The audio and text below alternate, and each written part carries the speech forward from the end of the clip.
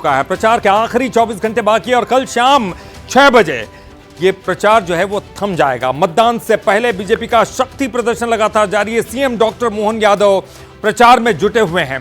BJP प्रदेश अध्यक्ष हेमंत खंडेलवाल भी इस दौरान मौजूद हैं। आखिरी घंटों में बीजेपी कांग्रेस ने पूरी ताकत झोंक दी है। मतदान से पहले कांग्रेस ने विशेष रणनीति बनाई है। बीजेपी भी अपनी तरफ से रणनीति बना रही है। तो कांग्रेस की क्या रणनीति है? चारों तरफ से घेरेगी और निगरानी करेगी। कांग्रेस सीमा से लेकर हर बूथ तक तैनात रहेंगे। पार्टी के नेता जीतू पटवारी जो प्रदेश अध्यक्ष है, उन्होंने कहा है कि लोकतंत्र से खिलवाड़ नहीं होने देंगे। कांग्रेस का यह दावा है कि मतदान के दिन पूरा संगठन अलर्ट मोड पर है। एकजुट तो है ही, वो लगातार ये कहते हैं, लेकिन कांग्रेस का भी शक्ति प्रदर्शन जारी। देखिए जीतू पटवारी इन तस्वीरों में दिखाई दे रहे हैं। जीतू पटवारी अपने तमाम जो है राम लश्कर के साथ यहां पर घर घर पहुंच रहे हैं, लोगों से अपील कर रहे हैं कांग्रेस को जिताने की।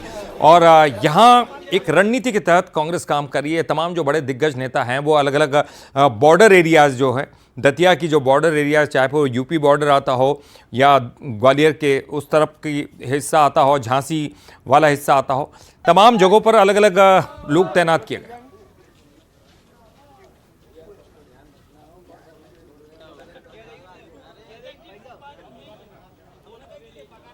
तो ये एक बड़ा ही शक्ति प्रदर्शन 24 घंटे बाकी हैं।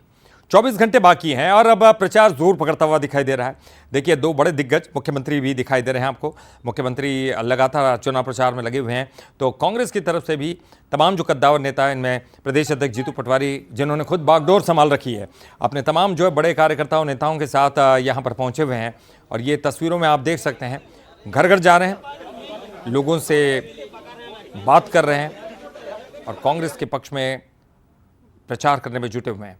तो ये तमाम अलग अलग रणनीति के तहत काम हो रहा है। फिलहाल तो युवा शक्ति एकजुट है। ऐसे में दतिया का उपचुनाव भी बहुत महत्वपूर्ण है। 24 घंटे बाकी हैं और ऐसे में शक्ति प्रदर्शन का दौर भी चल रहा है। ये आखिरी की जो समय होता है वो काफ़ी इंपॉर्टेंट होता है।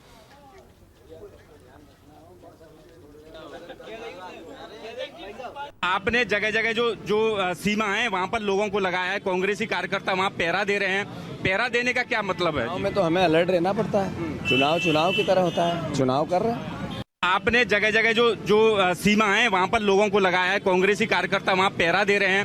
पहरा देने का क्या मतलब है? चुनाव में तो हमें अलर्ट रहना पड़ता है। चुनाव की तरह होता है। चुनाव कर रहे हैं। आपने जगह जगह जो सीमा है वहाँ पर लोगों को लगाया है। कांग्रेसी कार्यकर्ता वहाँ पहरा दे रहे हैं। पहरा देने का क्या मतलब है? चुनाव में तो हमें अलर्ट रहना पड़ता है। चुनाव तो 24 घंटे बचे हुए हैं और 24 घंटे में प्रचार अभियान तेज हो गया दोनों ही पार्टियों का। और चलिए सीधे ग्राउंड जीरो चलते हैं जहां पर ये प्रचार अभियान चल रहा है। और हमारे साथ हमारे न्यूज़ एडिटर, हमारे साथ हमारे एग्जीक्यूटिव एडिटर जुड़े हुए हैं और मनोज सैनी जी हमारे साथ हैं और साथ ही साथ हमारे साथ ब्यूरो चीफ जुड़े हुए हैं उमेश पाराशर। सबसे पहले मैं आपका रुख करूंगा मनोज जी। ये कहा जा रहा है कि कांग्रेस अपनी तरफ से रणनीति बनाने में जुटी हुई है, लेकिन 24 घंटे बाकी है।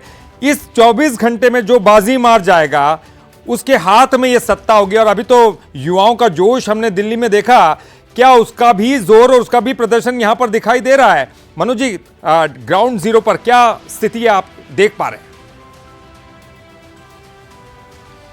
देखिए ग्राउंड जीरो पर बात करें तो दोनों दल अपने अपने तरह से तैयारियों में लगे, लेकिन एक बहुत जोर बहुत शोर ऐसा हो तो वो मुझे नजर नहीं आता, क्योंकि लगातार बीते 3-4 दिनों से मैं अलग अलग गलियों में गया हूं, लोगों से बात की है, तो एक मतदान का जो उत्साह होता है वो नहीं है। और यही कहीं ना कहीं चिंता दोनों दलों की बढ़ा रहा होगा। अब इस बीच में जो अंतिम दौर जिसका आप जिक्र कर रहे हैं, जिसका हम जिक्र कर रहे हैं कि अगले 24 घंटे में क्या होगा, तो अगले 24 घंटे को लेकर दोनों दलों की अपनी रणनीति है। भारतीय जनता पार्टी की तरफ से मुख्यमंत्री डॉक्टर मोहन यादव तीसरी बार दतिया पहुंच गए हैं। इस वक्त वो कहीं और है और थोड़ी ही देर में मैं जहां खड़ा हूं यहां से उनका एक जो आज का यात्रा है वो निकलना है और उसी यात्रा के जरिए एक बड़ा संदेश वो देना चाहेंगे। ये तस्वीरें आप देखिए तैयारियों की है, क्योंकि अंतिम दौर जिसका आप बात कर रहे हैं, ये यहाँ आकर मुख्यमंत्री एक संबोधन भी करेंगे, एक सभा भी लेंगे, लेकिन उससे पहले की ये तैयारियां हैं और करीब 6-6:30 बजे के आसपास उनका रोड शो शुरू होने जा रहा है। और इसी तरह की तस्वीरें पूरे दतिया में आपको दिखाई देगी। लेकिन जो कहा जाता ना कि बहुत ज़्यादा प्रचार प्रसार, तो घर घर जाने की एक अलग तरह की मुहिम बीजेपी ने तैयार की है। हर एक जाति के नेताओं से मिलना, अभी थोड़ी देर पहले कुशवाहा समाज के पास मुख्यमंत्री डॉक्टर मोहन यादव पहुंचे हैं। तो जातिगत समीकरण यहाँ के चुनाव में बहुत महत्वपूर्ण है। और जो आप कह रहे हैं कि जितना बूथ तक मतदाता को ले जाने में जो भी दल सफल होगा उसके लिए रणनीति काम आ जाएगी। और बीजेपी इस रणनीति पर बहुत आगे रही। हमेशा हम देखते कि चुनाव के अंतिम 2-3 दिन रहते तो उनकी रणनीति पूरी तरह बदल जाती, एकदम वो जमीन पर आ जाते हैं। और वही जमीनी लड़ाई यहाँ दिखाई दे रही, क्योंकि डॉक्टर नरोत्तम मिश्रा तो है नहीं है मैदान में, आशुतोष तिवारी है भारतीय जनता पार्टी की तरफ से, घनश्याम जी कांग्रेस की तरफ से है। तो दोनों दलों की एक तरफ बॉर्डर पर लोगों को रोकना है, ये कांग्रेस का कहना है कि कहीं कोई ऐसी अनियमितता ना हो, उसकी तरफ उसका ध्यान है। और दूसरी तरफ भारतीय जनता पार्टी ने तमाम सारे लीडर, सभी मंत्री, सभी संगठन से जुड़े नेता सब यहाँ मौजूद है और लगातार इसी में लगे हैं कि किसी तरह हम इस चुनाव को 2023 में भले ना जीत पाओ पर उपचुनाव को बिल्कुल। और मनोज जी बने रहिए हमारे साथ उमेश पाराशर भी जुड़े हुए हैं। उमेश जी आप सुन पा रहे हैं मुझे? जी ठीक।